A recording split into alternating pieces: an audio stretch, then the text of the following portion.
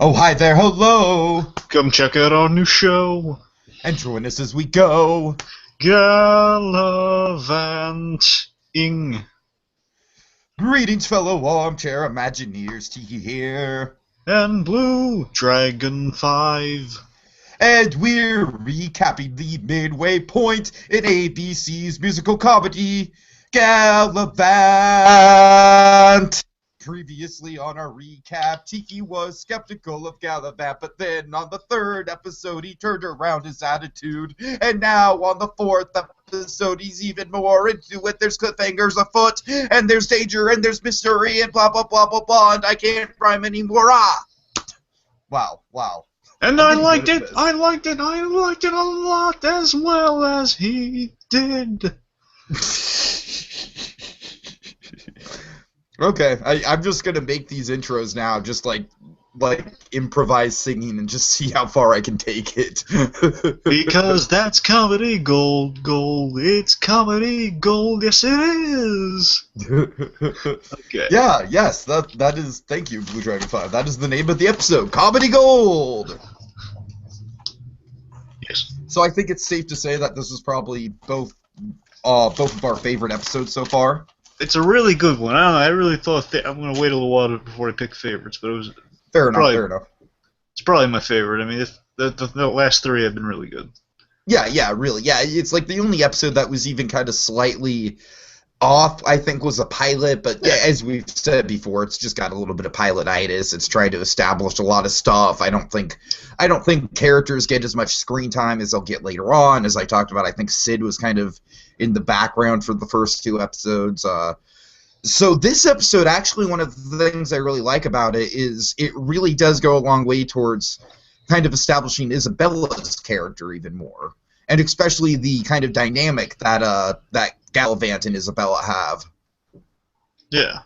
And I feel like it kind of like last episode was all about the dynamic between Gal and Sid, and this one's all about Galavant and Isabella. So I really like that. I really like how they're kind of like exploring the character from different dynamics and fleshing out the supporting roles, and it's overall a good time. And of course we've got just a buttload of funny stuff with the king. So with that in mind, you want to get into it? Sure. So we start with Galavant giving like a heroic monologue of some sort, and pretty much saying, we're close to Valencia. It's like, over a few hills. It's like it's way over there. Like, we're really close. It'll probably be a few days walk.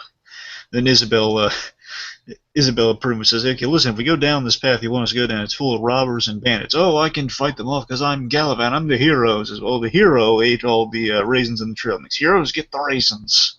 I just love that they have trail mix. I think it's funny. Yeah. I mean, how old is trail mix? I have no idea. I just assume it's just they just gave it a name later. I think it might be it's just anything. It's a pile of stuff. Yeah, exactly. Right. Yeah, it's accumulation of edible nuts and berries and stuff. Mm-hmm. Okay, so they choose that path, and he also says, in addition to getting the raisins, heroes also choose the path. So I just love the restrained composure he has. Like, let's just hold it together for a few more days. Can we do that? Oh yeah. And then they have a really cool song. What's the song? Really good song. One of the better songs of the series, I think. It's like this Together song. Yeah, it's just Together. I don't know the actual name. It's like we done together, we done together, dun, dun, dun, we ain't together. It's sketchy. There's a really funny bit where it's like they all catch a rabbit and then they're arguing over who's gonna kill it, and then the rabbit paper scissors. They're doing rock paper scissors this season. We rock paper scissors together. Yeah. Oh God. It's a really charming song, and now this thing again. This one, much like the first episode, really had to get me on a second viewing for our heroes A plot. Okay. I mean, at this point, yeah, it is very much like I do think that the king kind of is stealing this whole show. Yeah, it's just the only thing I was a little hesitant on. Again, reflecting on rewatching, I'm much more accepting of it. That my devil's advocate bit here is that they're kind of building. The main plot for our heroes in this episode is dependent on them having been on a few more episodes having taken place between now and this. Okay. So it relies on the idea they've been doing this for a while. Hence the Together song, like we've been doing all this stuff together along our journey. Which really, it's only it's the fourth episode. Yeah, good point. However, I'll give it this point: the song is really good at executing it. So you could, I think the song is really good at executing. Just you get a sense of what they've been doing along the journey. And they have with the Sid little pit stop at Sid's place. I think there's enough that's going on. So I'm more forgiving of the second watch. Okay. So it's a thing to point out that maybe it's a little bit of a weak point, but it's. I thought it was fine. Like I said, I think it's definitely one of the more catchy songs we've had so far, just in terms of, just it's nice. It's got a good melody. I do like the fact that it continues to develop the characters, develop their dynamics. We kind of get that little bit of apparently Isabella is a really bad snorer, and that's going to come back throughout the episode. Yeah, and also the song is really happy-go-lucky. There's kind of some underlying malice in it, and with like how she mentions like they kill each other if they had the chance. Right. And then there's one part where Isabella starts singing out loud about like how she's lying to him and everything. And I wish they would have brought back the gag of Galavant overhearing it, but not really connecting the dots. Yeah, well, they have a bit in here where pretty much they kind of each their character. The main character bit from the episode is here. It's like she feels guilty, he's falling for her, and Sid's feeling neglected. Between the budding love story between these two, Sid's feeling neglected. Like no one listens to me. Oh yeah. And then after the big finish, a bunch of armed men sneak up and capture them. Well, wait a second. After the bit of her snoring.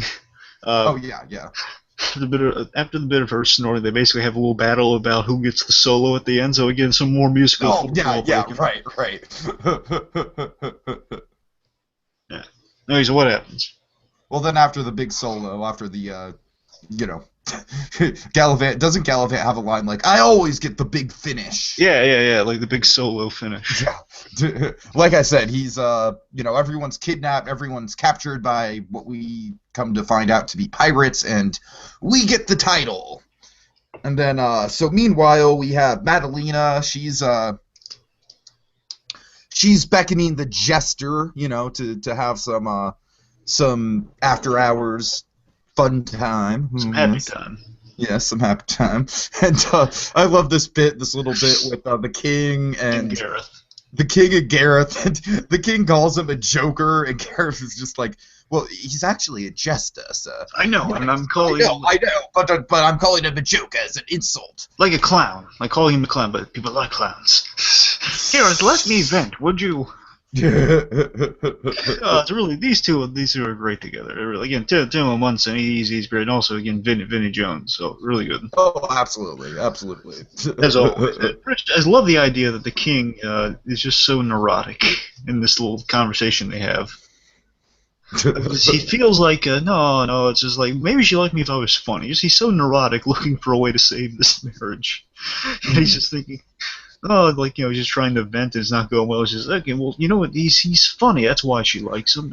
Could I be funny? He says, well, I'm funny. He says, Gareth, really, tell me a joke. And then my gripe with the series comes up. He bleeps a lot. Oh God, yeah. I totally hear you. It totally threw me out for me too. I mean, I get the joke of like his really filthy mouth. I got that, but come on. Like, couldn't you have other things going on in the scene to cover like farm animal noises, yes, or something like that? Yeah, that's what I'm saying, like a saw or something. I totally hear you. Yeah, anything but a bleep, Right, anyway, right. Because it makes it sound like Jerry Springer. Yeah, but so it is pretty funny though. Just the idea he says the filthiest things to the king, and the king says, "Did you kiss my ring with that mouth?" Is what my mom taught me that one. Yeah. So basically, after Gareth kind of gives him some comedy 101, and obviously it's not working, he says, I know what I must do now with that jester. Ooh, yes. Oh, God. Next scene, basically the jester's reading some sort of comedy book. Mm-hmm. And as the king enters dramatically with a sword in tow, says, done with my wife. Oh, God. And then I love how he's just genuinely just trying to be playful. Oh yeah, but at first though he looks really intimidating. They prove right. he's gonna kill him, and then pretty much he stabs him with the sword, but no, it's a fake rubber sword. And he's so full of childlike glee and wonder, like, oh, I got you, didn't I? Basically, he keeps scaring him, like, boo, pretty much, with the thing thinking he's gonna stab, but he is terrifying. He doesn't care that this is the guy that's going off with his wife. He's just, he's just like, ooh, come on, teach me, come on. Yeah, I just love how he is terrifying the heck out of this jester. Now the jester knows, oh crap, he knows about the affair I have going on. Yeah, he knows, but he knows it like the least intimidating way possible. Then pretty much the king says, okay, look, teach me to be funny, please. Please teach me to be funny. I'm desperate. Yes. Meanwhile, what's happening with Isabel? I mean, with the gang and Isabel. Okay, so yeah, they're going through the forest. Isabel said she said that she hid the jewelry where captors won't be able to find it, and yeah, that's gonna come back. I'm not really a big fan of where that joke heads, but whatever. Yeah, she's grilling him for like picking a bad route. They're really catty towards each other. It's funny, and then he points at you chew with your mouth open. Right. So it gets revealed that the men that they're being held captive by are. Well, also it's revealed she has a deviated septum, which is going to come back later. Yeah. It's a medical condition. Yes. If I breathe through my nose when what is it? If I don't breathe through my nose when I eat, I can't breathe through my nose. Yeah, if I don't breathe while I eat, I'm gonna die. And this is you wouldn't want me to die, would you? And he's just mulls it over. Meanwhile, so what we think are bandits are revealed to be pirates, land pirates. Oh yeah. A rare breed indeed. Mm-hmm. Okay, so of course, how do we start? Well, first, so there's the whole bit of like, let's see, like. Well, the main pirate leader, his name's Hugh Bonneville, in case you're curious. And they have that whole bit about what makes a pirate a pirate. Yeah. And it's a funny line of. Every pirate needs a sword. Of course pirates need swords. That goes without saying. Who doesn't know that a pirate has a sword? So the hilarious running gag, and villains are always kind of the highlight of the show so far. The funny runner that cracks me up is that the pirate, our lead pirate, captain, his men, his working relationship with his pirate crew it's on the rocks. They're not in sync anymore. They're ineffective. They're inept. But there used to be a time when they were all in unison and just raping and pillaging and making magic happen together. But the glory days are long since gone. Exactly, and the running gag here is pretty much because they're so out of sync. The captain will ask some very rhetorical questions and whatnot, like really obvious things you don't need answered, and the idiot crew will say, point out the obvious, and it bugs the crap out of them. So again, pretty much they just say they're proud of their musical number. They pretty much say they're proud of being land pirates, and what got them there is that their boat got stuck on land. Okay, I almost think that might be a direct Lost reference. I actually think so. This thing is an absurd visual. It's funny. Well, yeah, but it was an absurd visual on Lost, too. It was one of my favorite sort of set pieces on Lost, where, you just have this idea of a ship, like basically a pirate ship. On Lost, it ended up being a slave trade ship. But, just basically this pirate-looking ship in the middle of the jungle. I mean, you're right, what they do with it is very much more tongue-in-cheek. Like, oh, look how much, but I still kind of think it was a direct reference to Lost. I'd like to think so. Also, they mention, like, in the song, like, this one is it's a fun line. I wanted to mention that they make homemade organic desserts. Yeah. Yeah, and didn't they also take up gardening? Yeah, they've taken up gardening. Yeah, gardening and of course they have. Really funny, the recurring when pirates can't sail the high seas and rape and pillage, they garden. That makes total sense. And the really funny reoccurring line is, we're pirates next to the sea. Right. Alright, so meanwhile, after the song, after they've been acquainted, they find the gem. They find the Jewel of Valencia in her purse. Is your purse really? Well, they must have sisters or something. How else would they know it's there? Yeah. Okay, so The best line closes us out in this scene too. By the way, best line of the episode. yeah. Okay, so the pirate. Oh, this sounds so good. It's hilarious. The pirate captain. The pirate captain says, "What do we have here?" As he holds the jewel triumphantly in his hand, a moment of pride, and like glory, like, "Yeah, we got our booty, pretty much." Then one of the idiot crew members says, "You have a jewel there." I love this. The pirate captain is so frustrated with them at this point. He says, "Of course they know I have a jewel. You know, just go timeout. Go. You're going to a timeout right now. Go away. I don't want to look at you. Yeah, don't give me that look." Oh god. Okay. Pretty much it says, "You're gonna. You know what? You're gonna have a timeout right now. Go away. Don't look at me like that." So hilarious. This pirate captain is so frustrated that his crew he gives him a timeout. It's played so hilariously. Okay, so next scene we get to our big sort of set piece song of the episode, and I also think this is probably the best song in the series so far. The king assures him, as much as I'd like to kill you, he reassures the jester who's panicked as heck. He tells him like his bells are shaking because he's so terrified. Says, "Look, as much as I'd like to kill you or cut off your face and sew it back onto your head inside out, I want comedy lessons." Basically, he wants comedy lessons to please his wife. Yeah. Then, he says okay, and then they get into a song. It's a Comedy Gold, our namesake episode. Yeah, so, yeah, the song is just it almost kind of reminds me of like a Family Guy, like Walter Murphy kind of song, you know what I mean? So pretty much, we basically gives him like a few steps, and the guy he wants to get out of there as soon as possible. The king says, "Give me another step. Keep going." Mm-hmm. So step one is like the lesson of surprise, and we're not doing it justice. It's a really catchy song. No, we're not. We don't do justice to any of these songs. It's pretty much, basically the first rule of comedy is surprise, and what does the king do in response to this, Diggy? I don't know. He tosses a guy out a window and says, "Surprising, wasn't it?" So then this one's actually really clever. He says, "Okay, rule number 2 is rule 3." So it's the rule of 3 in comedy. Oh yeah, right. Just love like the king like holding up 3 fingers as he holds up 3 fingers. It's rule number 2.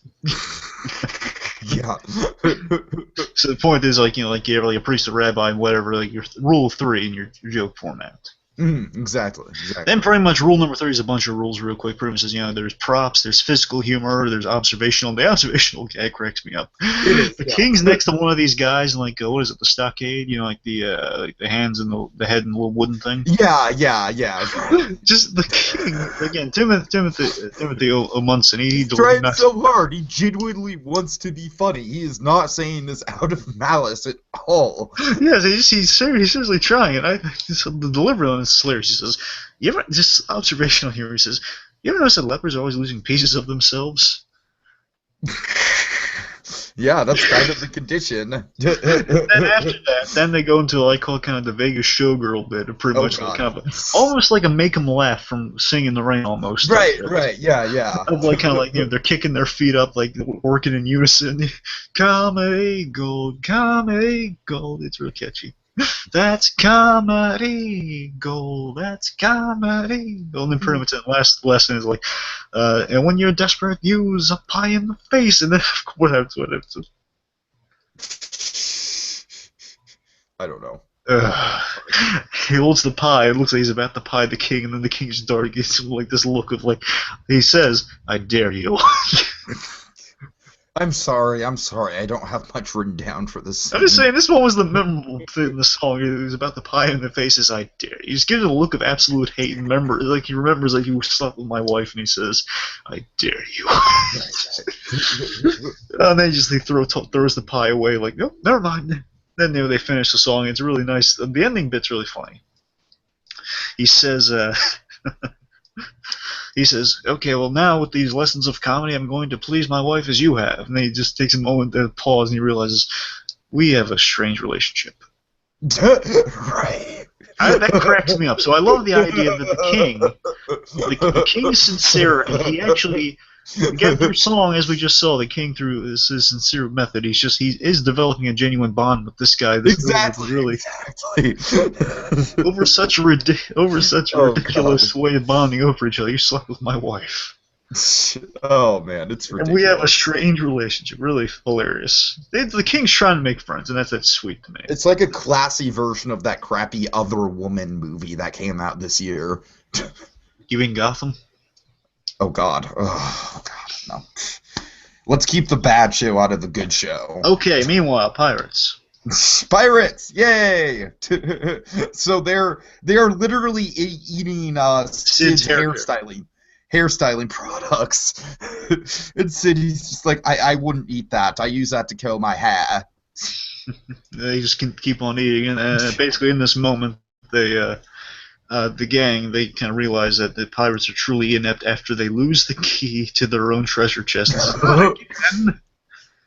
Wow, these are really, really bad pirates. No, it's nice to be on board for something for a change. As well, maybe if you weren't so stupid yourself, get appreciate Isabel and sold some assets. And then, as they argue, Sid just says, "And now it's past." Right.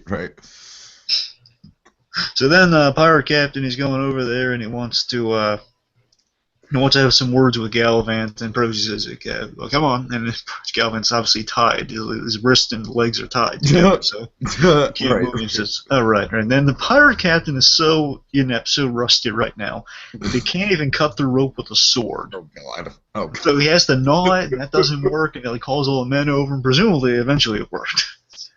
No, this is really kind of what I'm getting into in terms of the humor with this show, is just like showing these like traditional kind of like old-timey and medieval and whatever professions, and just people just being absolutely awful at them. So like terrible pirates, terrible jousters, terrible kings, and it's all done in such a loving way and endearing way. So I like it. Okay, so so then they go to the pirates' quarters. His love is labeled with a sign, pirates' quarters, captain's quarters. Right. So then we find out, okay, this pirate's name, like Galavant has met this guy before at a fair or something. His name's Peter Pillager, the Pirate King. Mm-hmm. And but they're acquaintances. They met each other. I'm not sure they're buddies, but they met. They know of each other's legends. Right. And pretty much says, what happened, man? You used to be a pirate king. Come on, what happened to you? He says, well, the crew fell apart after all these years, and they got the ship, they were shipwrecked.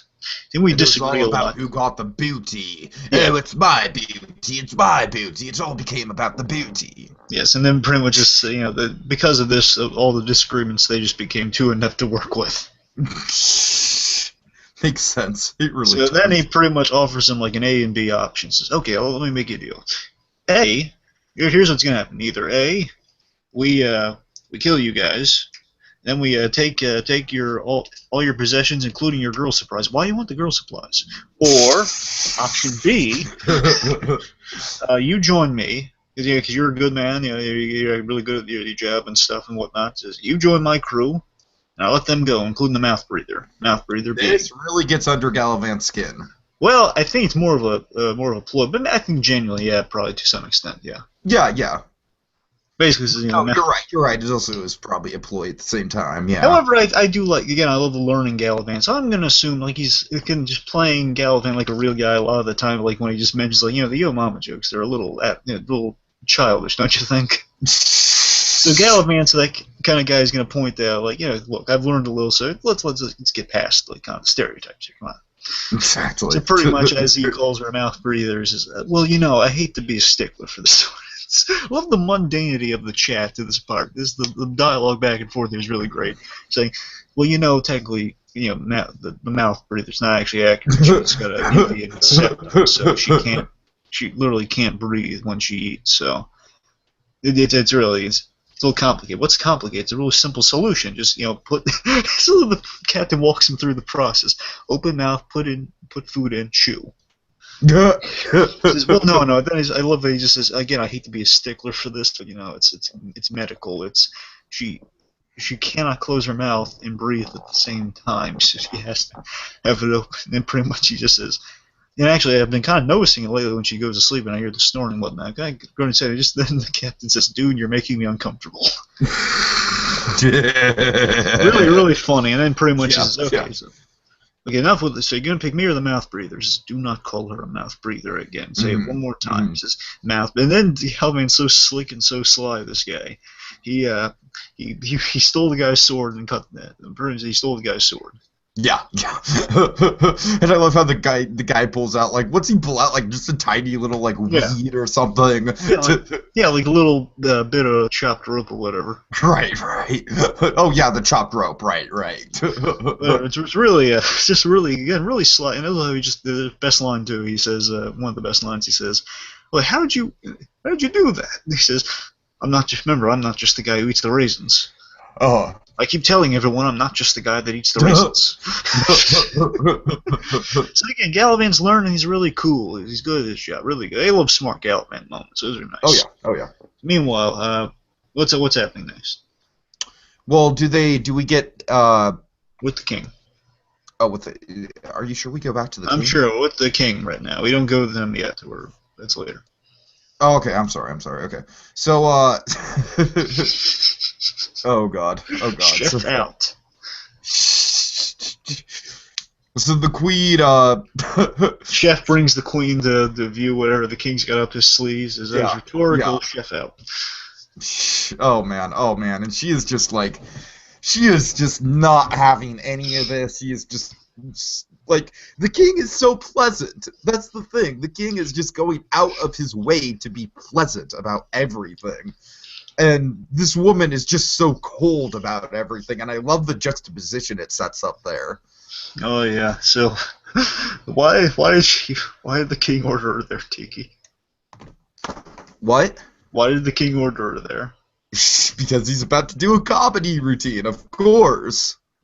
And his opening bit is like, his opening joke, I think, is like, how did all of you get here? Pretty much, like, how did all you Valencians get here? Oh, right, it's like I ordered you here because I did. Pretty much dead air, and then Gareth delivers a line similar to the pilot. It's really hilarious. He says, "Everybody laugh! Everybody laugh!" Oh, it's hilarious. I love Gareth. Anyway, so then the king gets into his routine. He's dying really bad. Like she says, essentially she's heard these jokes from the jester himself already, so she knows the punchlines. So they're not funny. And just the reaction off to the side of the chef and the jester, pretty much. Again, the jester's kind of buddied up with the king now, so he's really on his side on this. I really like that. Pretty much he's saying, "Okay, get the pie. Wait, the pie's the finale. We can't bring it out now. He's dying. The poor guy's dying right now. Give him pie." Oh, God. And then, out of desperation, before the king can finish his next bad joke, the chef brings him the pie, and he realizes, okay, now it's time. Then he pies Gareth. Of course he does. It's like a Christmas with the Joker bit. He just pies Gareth in the face. And that actually gets a laugh out of her and everybody in the room. And then the king is so exuberantly happy that he achieved a bit of victory, saying, "Oh, she laughed. I saw her laugh. Oh my God! Yeah, Chef, bring me more pies." He's just so goddamn likable and naive and sympathetic. Yeah, and I just love this bit. This is really, again, Gareth. He's nobody's fool. Pretty much, King says, "Bring me more pies so I can pie Gareth in the face." And when he brings out the sword, and says, "Oh, order someone else." Right. Really, really funny. Just, God love Gareth. So, okay, next scene. Okay, so the next scene, we have Galavant and the Pirate King. They're going back to the camp, and they made a deal saying that they will Galavant and his men, well, his two people will. Well, hold on a second. What? Remember the Pirate King? He's running through the plan. The Pirate King. Okay, listen. Here's the plan. I'm going to rescue my team. We're going to work together. We're going to defeat your ranks. Then they come there. They find it's too late. Basically. Oh yeah. It's too late. Oh yeah, you missed a really glorious battle. We teamed up. We took him down. I love that There's one bit with Galavant, pretty much. He's talking to the Pirate King and them saying, "Oh, I was literally planning to do the same thing." I mean, he's telling the Pirate Captain, the Pirate King, all the way while we're coming here, same thing. Tell him what I told you. No, come on, it's too embarrassing as it is, man. Exactly. Come on, spare me some embarrassment here. He doesn't want to get involved. Meanwhile, so you're right. So Galavant, really sweet moment with Galavant. Again, he's come around, he's learned. He says, "Hey, listen, I think we should stick together. You know, we all bring something a little different to our little group here. I think we could benefit from each other. He says, okay.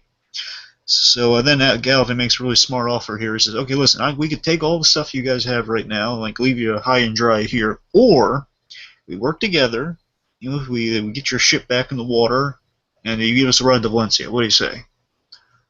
I say let's go to Magic Mountain. Right. So they make a deal, and as they make the deal, he hands the pirate back his sword, and he cuts Galavant. That really hurt. I love just that logic of, like, you never see that in movies or anything. Like, yeah, they would get cut a lot if they handed swords. Right. Or is it, oh, did I cut you? It says, yes, really bad. It says, sorry. Really funny. Okay, so meanwhile, Jester.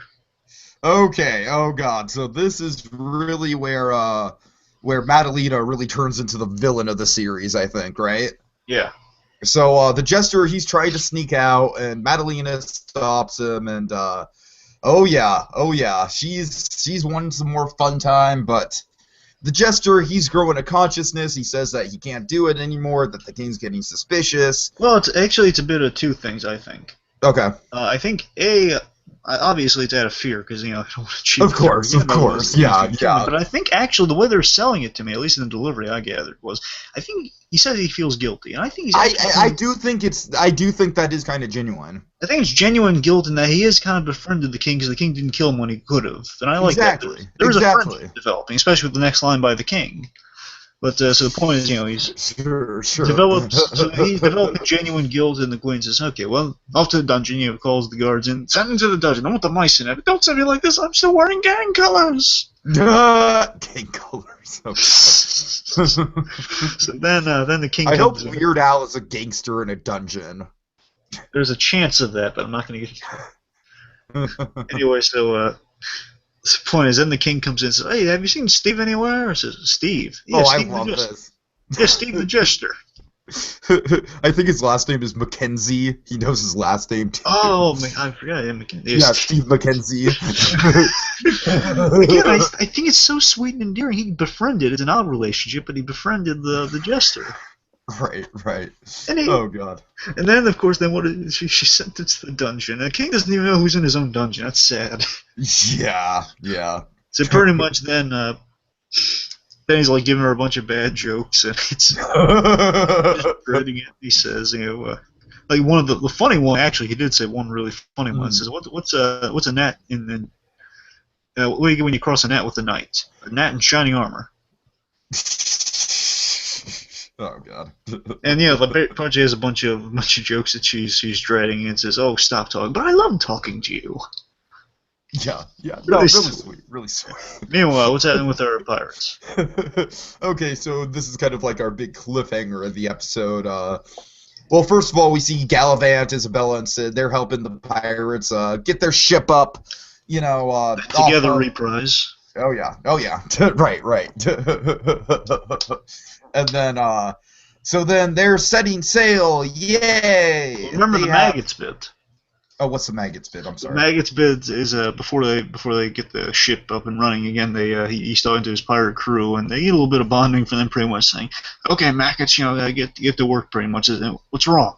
He says, "It's been such a long time since you've called us maggots." Well, you've always been maggots in here. Really sweet. Again, he likes his crew. He just wants to get a harmony going with them. So yay, everything's coming together, and now they're on the ship and they're close to Valencia. And then what's happening? I can see Superman from here. What? Superman. The 400-foot tall ride at Magic Mountain that you can see in the distance. And I am not going to let up on these Valencia jokes, by the way. Anyway. So Isabella, she's she's feeling really guilty about this whole, oh no, I'm the liar and I am about to be revealed. Oh boy. So she tries to confess to Galavant. And oh god. I love this. Like I totally think that this is kind of like maybe the big reason why the liar revealed stuff might not be as bad as I initially thought it would be. Yeah, because in this moment, first of all, it makes it much more painful for her by doing a really nice gesture of, like, he gives her trail mixing and raisins intact, I mean.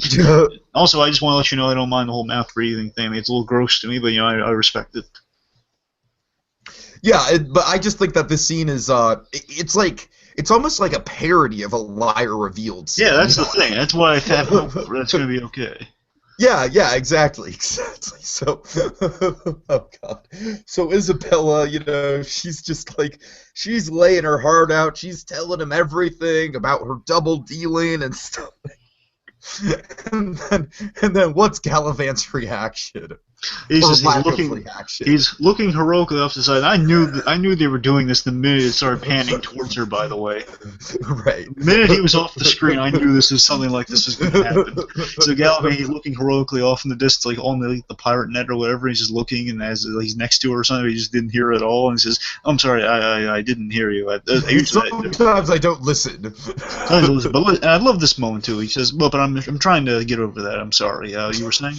I love how he does apologize. I'm trying to get past that though. So I'm sorry. You were saying something about your parents. Oh man. And she doesn't tell him about the parents and just says, Galavant's funny reaction is like, "Oh, I can't wait to see him." He says, "Yeah, parents are the best." Parents are the best. So, great line to end out on. Yeah, so Galavant, so Galgant's eager to find his love. He's eager to save his love. Oh yeah. So I'm really looking forward to next episode, because this episode definitely, it ends with them approaching the kingdom, and everything's kind of gonna come to a head, and I'm actually really happy that we're this far into the story at the midway point. Yeah. It means that I feel like there's definitely going to be some stuff that goes on in the last 4 episodes that are going to be surprising, and it's not just like, oh, let's wander around and go to this funny location. No, I feel like we're going to actually get a lot of story stuff now that we're like really at the point where all the storylines are going to kind of collide with each other.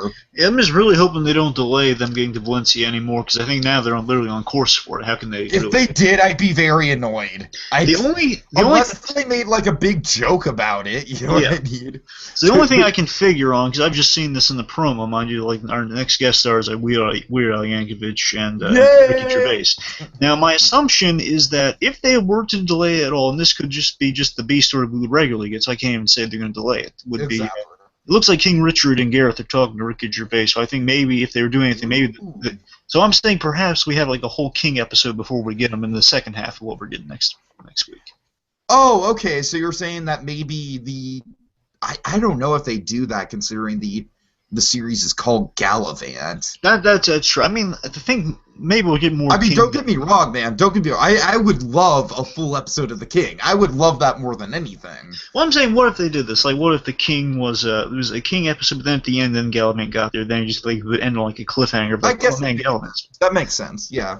I could maybe see that. I don't know. I think that'd be a little risky, but I could see it. It'd be a good gamble. I think it might pay off. Or it could be just King heavy, like King's getting ready for Galavant. Galavant's like on his way, but exactly. Yeah. Something like that.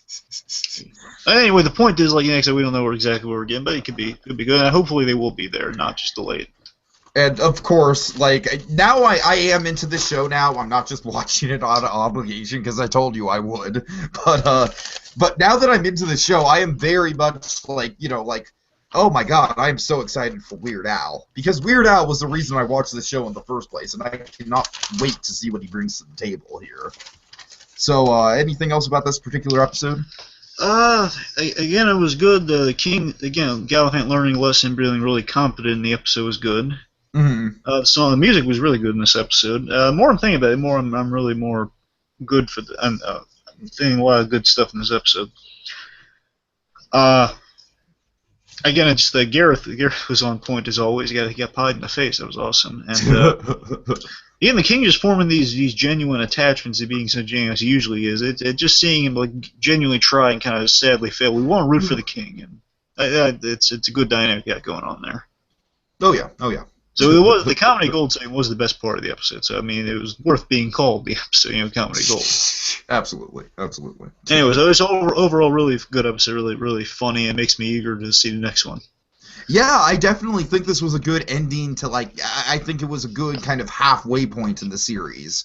It really makes me optimistic for what they're going to do in the next 4 episodes. Oh yeah. Okay, so I guess we're wrapping up then. Go for it. Now that's as far we go. So join us on next show as we review and go. Galavant. Ing. Everybody laugh.